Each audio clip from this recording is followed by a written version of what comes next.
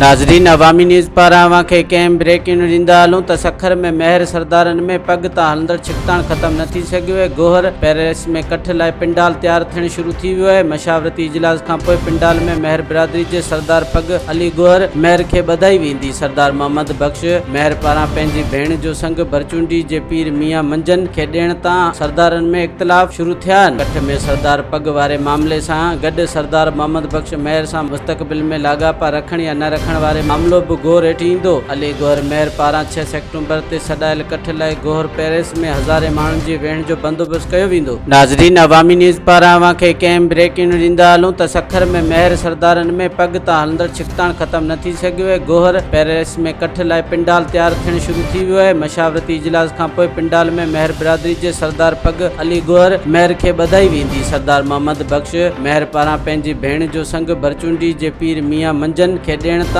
सरदारनि में इख़्तिलाफ़ शुरू थिया आहिनि। कठ में सरदार पग वारे मामले सां गॾु सरदार मोहम्मद बख्श महर सां मुस्तक़बिल में लाॻापा रखण या न रखण वारे मामलो बि गौर हेठि ईंदो। अली गोहर महर पारां 6 सेप्टेम्बर ते सॾायल कठ लाइ गोहर पैलेस में हज़ारे माण्हुनि जी वेहण जो बंदोबस्त कयो वेंदो।